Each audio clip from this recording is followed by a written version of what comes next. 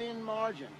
That's the Ron Paul effect. Now, Ron Paul didn't in Michigan, but he did pay with his money for anti-Santorum election ads. So you're in the presence of a deception operation. This is not real.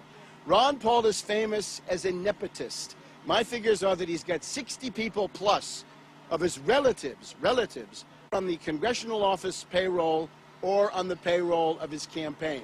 Jesse Benton, that a lot of people in the Ron Paul campaign tell me they can't stand, is to Ron Paul's granddaughter, I believe, right? And remember, the entire purpose of the campaign is nepotism. It's to feather the nest for little Rand so that he has a future. And again, let's look at who this is. This is Romney. Now, people, I think the better people who are interested in Ron Paul, they don't really understand economics, although they should. So Obama's going to save us? No. The Bilderberg people are turning for Romney, Mitch Daniels. But they just... The word I've got is Romney is in from all the big power brokers. That's the Bilderberg. Bilderberg is throwing their weight, which is considerable, on the side of Romney, Mitch Daniels. But now you want to get me away from this this last point that I had. I'm not trying to get you away from anything, Webster. I came over here to interview Jim Hooker, and I nicely, you're my friend. I said I'd interview you. You were interrupting, telling me shut up, and now you're saying I want to keep you for the audience. That's bull. Now listen, that's bull. No. I'm just saying I'm interviewing you. I'm not trying to censor you, but I have views on all this. That's all.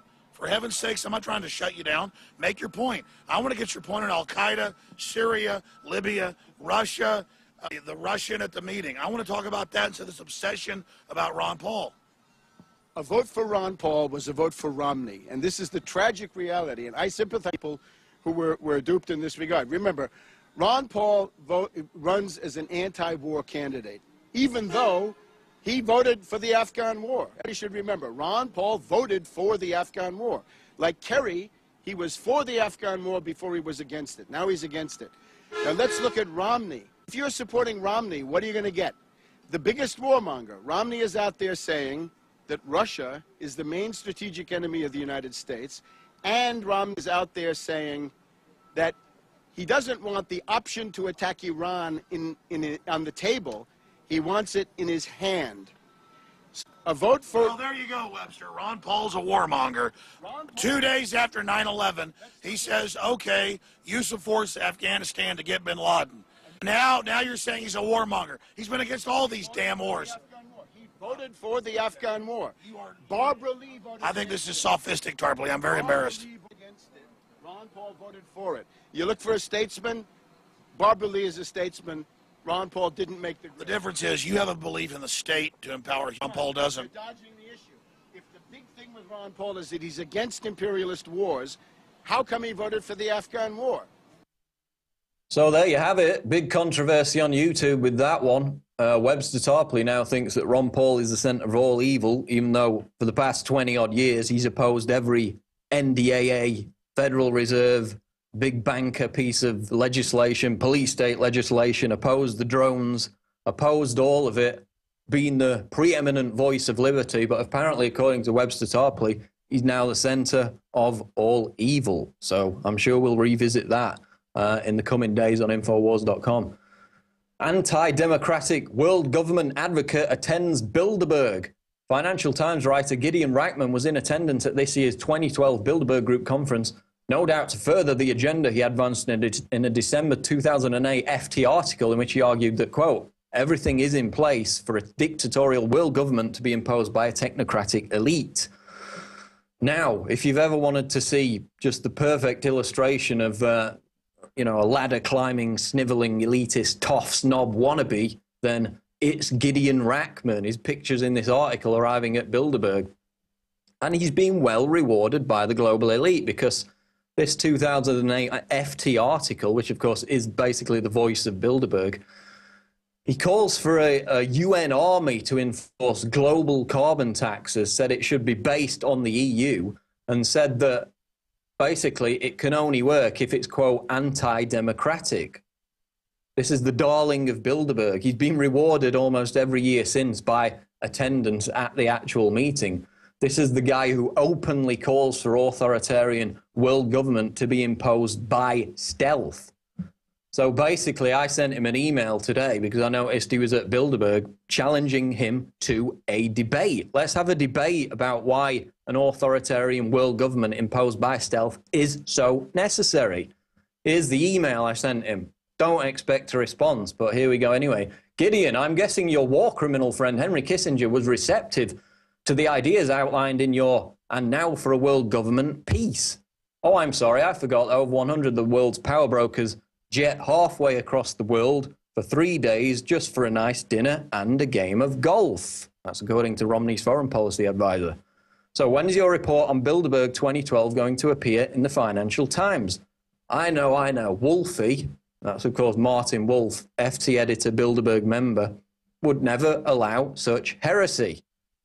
Were you one of the snobs labelling us all cockroaches? Come on, Gideon, there's still time for you to turn away from the dark side. I challenge you to a debate on the Alex Jones Show. Do you have the balls? And judging by the fact that whenever you mention Bilderberg to these scum, it's like holding up a cross to a vampire or something. They turn and scatter like cockroaches. So I don't expect any response, but the challenge is there, Gideon. Let's have a debate about all this and let's see if he acts like all the other cockroaches and runs away like a big girl's blouse. Let's have a debate about it. Let's get it open on the air. The challenge is there. Gideon Rackman, do you respond? Video now. The Bilderberg Exodus. This is where the Bilderberg members all leave and are confronted by the protesters there outside the hotel. Let's go to this clip.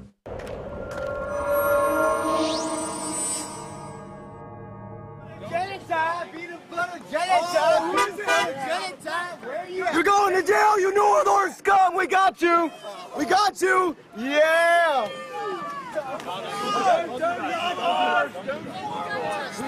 Well, catching some of the Bilderbergers on their way out. Hey, buddy, what's up? Yeah!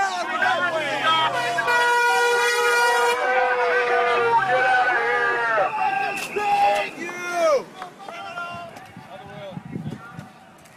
Oh, God,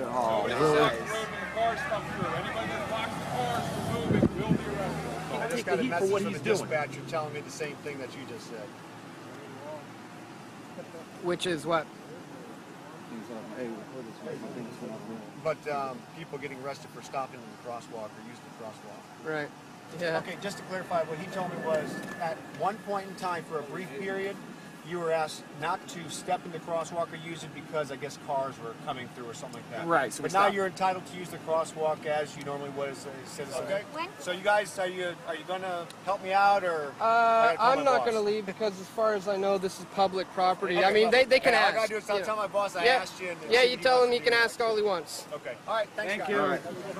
And now we have another one coming up. So we'll show you just exactly what we've been doing here on this middle center island. Here he comes. Here he comes. Nobody step in the street. Oh, he didn't want to Nobody in the street. He's waiting for the light. Hey, that's a good photo. Everybody get this photo? Go home. Go home. Go home, you globalist scumbag.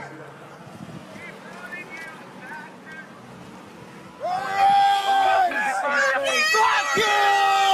Do not touch the cars and keep moving. Do not touch the cars. Oh, you want your New World Order, huh? Move in the crosswalk. Moving. Do not touch the cars. Oh, you want your New World Order, huh? Move in the crosswalk. Great video from Dan Dix there, Press for Truth TV, of all the protesters confronting Bilderberg members as they left. That's when they got some more great photographs, which we'll be putting on the website over the next few days. Syria regime change on Bilderberg agenda. We put this out on Saturday, but I wanted to get back into it because it's important.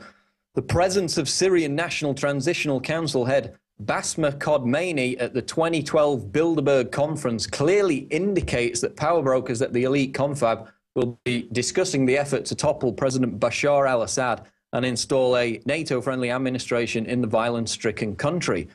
Kodmani is the head of foreign affairs with the SNC, a coalition of Syrian opposition groups based in Istanbul, Turkey.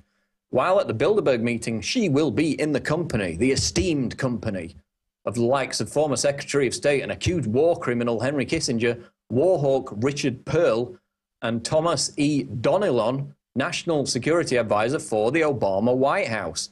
So we've got this Syrian rebel transitional representative scuttling away to her little conference room to plot with Bilderberg about overthrowing another sovereign country.